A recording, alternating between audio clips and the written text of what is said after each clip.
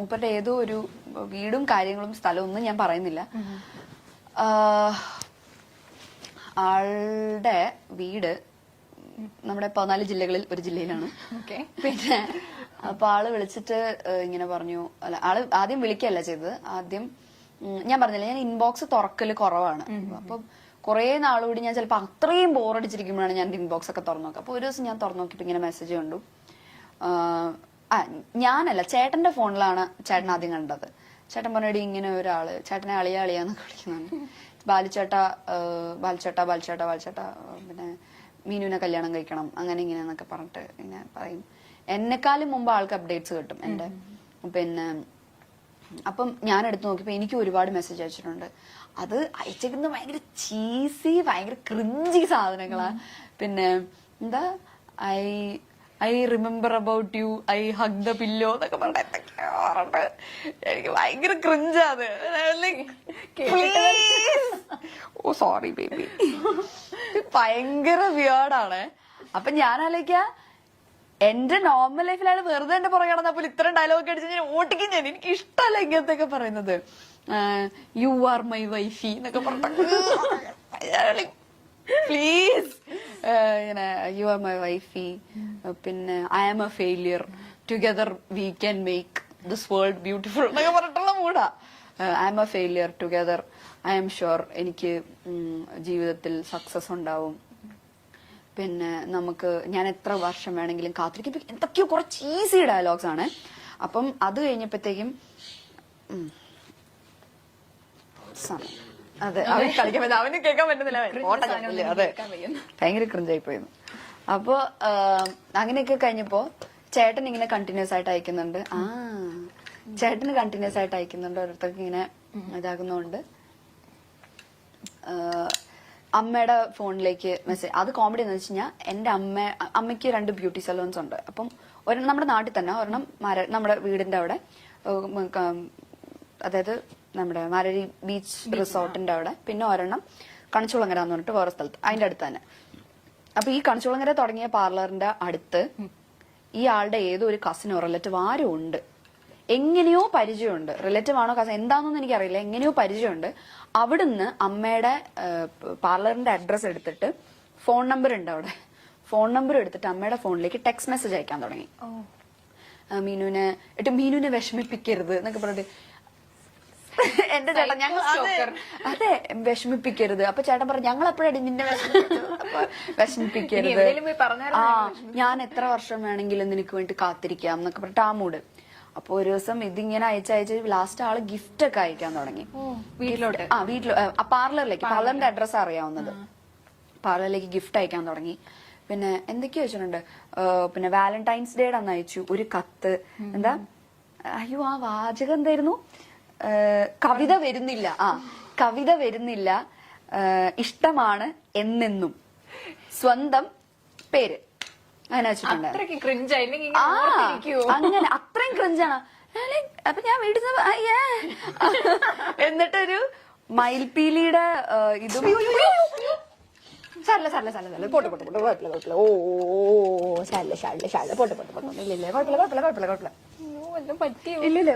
അതെ ചാടിയതാ. സാരല്ല പോട്ടെ. ഇല്ലില്ല ഞാൻ ഇറക്കാൻ നോക്കിയ വഴി അതാ ചാടിയതാ. സാരല്ല പോട്ടെ. ഓ ചാടിയില്ല, ഞങ്ങൾ ചാടിയില്ല, ഞങ്ങള് കുഴപ്പമില്ല പേടിച്ചു പോയി. പക്ഷെ നല്ല സാരല്ല. ഇല്ല അതെ അവൻ എത്ര ഉണ്ടെന്ന് കുറച്ച് ചാടിയതാ. ഇല്ല കുഴപ്പമൊന്നും പറ്റില്ല. എന്താ കരഞ്ഞാനെ ഇതൊന്നും ഞങ്ങക്ക് പുത്തിരിയല്ല. ഇല്ല കുഴപ്പമില്ല സാരല്ല. ഇവനായോണ്ട് ഇറക്കി വല്ലവരെ ഇപ്പൊ കടിച്ചു കയറി കൊന്നേനെ. എന്നിട്ട് ഇങ്ങനെ കൊറേ ഇങ്ങനെ ലെറ്റർ ഒക്കെ തന്നു. പിന്നെ മയിൽപീടിയുടെ ഒരു കീ ചെയിൻ, പിന്നെ ഒരു കമ്മല്, ഇതൊക്കെ തന്നു. ഞാനതൊക്കെ അവിടെ അടുത്ത് വെച്ചിട്ടുണ്ട്. പിന്നെ അത് കഴിഞ്ഞപ്പോഴത്തേക്കും തിരിച്ചയച്ചു കൊടുക്കാൻ ഈ മൂപ്പരുടെ അഡ്രസ് എനിക്ക് അറിയത്തില്ല. ഈ ഇങ്ങോട്ട് അയക്കുന്നതിൽ ആളുടെ ഫ്രം അഡ്രസ് ഇല്ല. അങ്ങനെ അയക്കാൻ പറ്റുമോ? കൊറിയറാ. ഫ്രം വെക്കാതെ അയക്കാൻ പറ്റുമോ? കൊറിയർ അയക്കാമല്ലോ. ഇതെന്തിന്റെ പ്രൊഫഷണൽ കൊറിയേഴ്സ് എന്തോ അങ്ങനെ എന്തോ ആണ്. അപ്പൊ അമ്മ എന്നോട് ആദ്യത്തെ ഗിഫ്റ്റ് അയക്കുന്ന സമയത്ത് എന്റെ അടുത്ത് ഇങ്ങനെ പറഞ്ഞിട്ടുണ്ടായിരുന്നു, പ്രൊഫഷണൽ കൊറിയേഴ്സ് എന്നത്. എനിക്ക് പ്രൊഫഷണൽ കൊറിയേഴ്സ് വഴിയൊന്നും വരില്ല. പ്രൊഫഷണൽ കൊറിയേഴ്സ് DTDC എന്തോ ആണ്, വരില്ല. എനിക്ക് പിന്നെ ആമസോൺ ഫ്ലിപ്കാർട്ടൊക്കെ വരുള്ളൂ. അപ്പൊ അത് പ്രൊഫഷണൽ വഴി വരേണ്ട കാര്യമില്ലല്ലോ. അപ്പൊ അമ്മ ചെന്നപ്പോ പറഞ്ഞു മോളെ ഇത് ഇങ്ങനെയാന്നാണ്. പിന്നെ എനിക്ക് എന്തൊക്കെയോ അയക്കുന്നുണ്ട്. ഫെസ്റ്റിവലിന് സ്പെഷ്യൽ ഓഫർ ഒക്കെ ഉണ്ടാവും. അതെ അങ്ങനെയൊക്കെ ഉണ്ടാവും. ദീപാവലിക്ക് അല്ലല്ലോ, ദീപാവലിക്കാണോ? ദീപാവലിക്ക് സ്വീറ്റ്സ് അയച്ചിട്ടുണ്ടായിരുന്നു. ഡയറി മിൽക്കിന്റെ എന്തൊക്കെയോ കുറേ സ്വീറ്റ്സ് ഒരു പാക്കറ്റിലാക്കി അയച്ചിട്ടുണ്ടായിരുന്നു. അത് ആമസോൺ വഴി എന്തോ ആയിരുന്നു. അങ്ങനെ എന്തൊക്കെയൊക്കെയോ വഴി ആൾക്ക് അമ്മയുടെ പാർലറിലേക്കാണ് അയക്കുന്നത് സാധനം.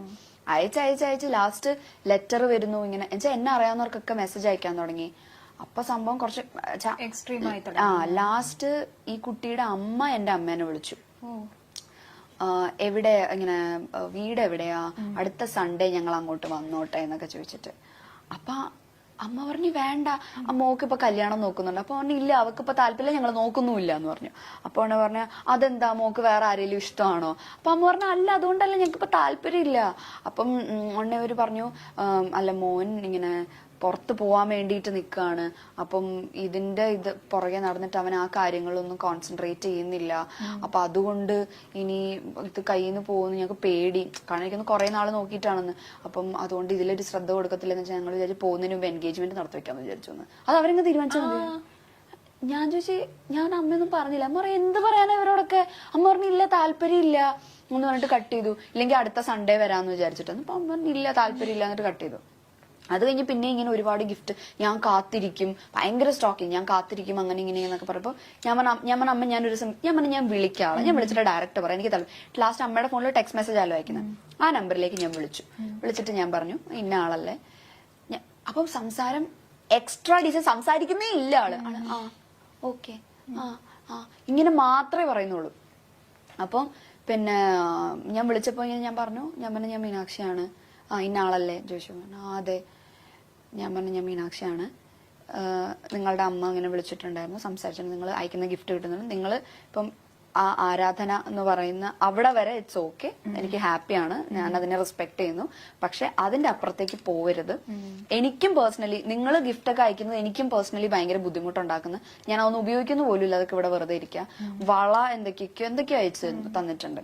അപ്പൊ ഞാൻ പറഞ്ഞു അതൊക്കെ എനിക്ക് ഭയങ്കര ബുദ്ധിമുട്ടുണ്ടാക്കുന്നുണ്ട്. സോ അത് ചെയ്യരുത്. ആരാധന ഇഷ്ടം അതൊക്കെ സമ്മതിച്ചു, പക്ഷെ ഇതിന് പ്രേമം കല്യാണം അങ്ങനെയൊന്നും കൊണ്ടുപോകരുത്, ഭയങ്കര മോശമാണ്. പിന്നെ ഇനി ഇതുണ്ടാവരുതൊന്നും. ഇയാളൊന്നും പറയുന്നില്ല, നമുക്ക് തിരിച്ചു പറയാണ്ടെന്നാ ഓക്കെ ഓക്കെ ഇട്ട് കോള് കട്ടി. അത് കഴിഞ്ഞിട്ട് പിന്നെ അയച്ചു ദീപാവലിക്ക്. അത് ഇതിന് മുമ്പ് അയച്ചു ദീപാവലിക്ക് സ്വീറ്റ്സ് ദീപാവലിക്ക് എന്തൊക്കെയോ ഇങ്ങനെ അയച്ചു. അപ്പൊ അച്ഛൻ എന്നിട്ട് ഒരു ദിവസം ഞങ്ങളുടെ അമ്പലത്തിൽ ഉത്സവം നടന്ന സമയത്ത് ആള് അമ്പലം വരെ എത്തി. കാരണം ഞാൻ എപ്പോഴും ചാനലിൽ കൂടെ പറയല്ലോ മാരരിക്കുളത്താണ് വീട്. അപ്പൊ മാരരിക്കുളത്ത് അമ്പലത്തിന്റെ അവിടെ നിന്നിട്ട് അമ്മേനെ വിളിച്ചു. അമ്മ വിളിച്ചിട്ട് ചോദിച്ചു ആന്റി എവിടെയാ, എനിക്കൊന്ന് കാണാൻ പറ്റുമോ എന്ന് ചോദിച്ചിട്ട്. അമ്മ പറഞ്ഞു എനിക്കൊന്ന് എന്താ പ്രശ്നം, എനിക്കൊരു കാര്യം പറയാം. അപ്പൊ അമ്മ ഫോണിൽ കൂടെ പറയാനുള്ളത് പറഞ്ഞാൽ മതി, നേരിട്ട് കണ്ട. ആന്റിയുടെ പാർലർ എവിടാ, ഞാൻ അങ്ങോട്ട് വരാം. അപ്പൊ എന്റെ വീട് അമ്പലത്തിന്റെ അടുത്ത് തന്നെ. അപ്പൊ ഞാൻ ഓർത്തിന് ചോദിച്ചു പറഞ്ഞെങ്ങാനും അങ്ങോട്ട് വരും. എനിക്ക് പേടിയായി. ആ പ്രദേശത്ത് ഇപ്പൊ അച്ഛനാണെങ്കിലും അല്ല എന്നെ മാത്രല്ല, അച്ഛൻ ബാങ്ക് ഉദ്യോഗസ്ഥനായിരുന്നു. അപ്പൊ അച്ഛന് ഇപ്പം മറ്റേ ഈ ലോണിന്റെ കാര്യത്തിലാണെങ്കിൽ അച്ഛൻ എല്ലാവരോടും സംസാരിക്കും, ഭയങ്കര സോഷ്യൽ അച്ഛൻ. അച്ഛൻ എപ്പോഴും അമ്പലത്തിൽ പോകുന്ന ആളാണ്. അപ്പൊ അവിടെ അങ്ങനെ ആരോടെങ്കിലും ചോദിച്ചാൽ നമ്മുടെ വീട് പറയും. അപ്പൊ എനിക്ക് ഭയങ്കര ടെൻഷനായി, വീട്ടിലേക്കെങ്ങാനും കയറി വരുമോ. അപ്പൊ അമ്മ പറഞ്ഞു പിന്നെ ഇല്ല നേരിട്ട് കാണും, ഞാൻ ആന്റിയുടെ പാർലറിലേക്ക് വരാം. അമ്മ പറഞ്ഞു ഇല്ല പാർലറിലേക്കൊന്നും വരണ്ട, അല്ലാതെ പറയാനുള്ളത് പറഞ്ഞാൽ മതി എന്ന് പറഞ്ഞു. എന്നിട്ട് ഇവര് പറഞ്ഞില്ല എനിക്ക് നേരിട്ട് പറയണം. പറഞ്ഞു ഇല്ല തിരിച്ചു പോകണം, ഞങ്ങൾക്ക് സംസാരിക്കാൻ താല്പര്യമില്ല എന്നൊക്കെ പറഞ്ഞിട്ട് തിരിച്ചുപോയി. എന്നിട്ട് വീട്ടിന്റെ ഫ്രണ്ടിൽ തൊഴിലുറപ്പ് ചേച്ചിമാരൊക്കെ ഉണ്ട്.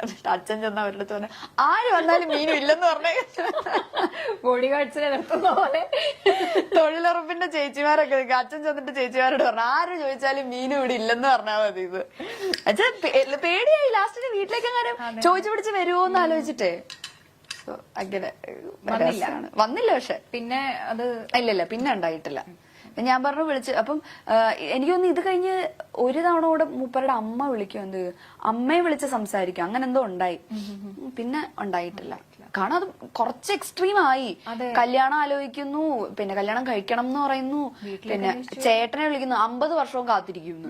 കാത്തിരുന്നോട്ടെ, ഞാൻ എന്ത് ചെയ്യാനല്ല ഇപ്പൊ. അതെ ആരും പറഞ്ഞിട്ടില്ല, കാത്തിരുന്നു എന്ന് പറയാനല്ലാണ്ട് എന്ത് ചെയ്യാനല്ലേ. അതെ ഭയങ്കര അല്ലാത്ത ശാപം അത്. ഇവിടെ ഒരു കണ്ണാടി ഉണ്ട്, കണ്ടിട്ടാ അത് പറഞ്ഞങ്ങോട്ട് തിരിഞ്ഞു കണ്ടപ്പോ തന്നെ ശവം കിട്ടി. Oh no.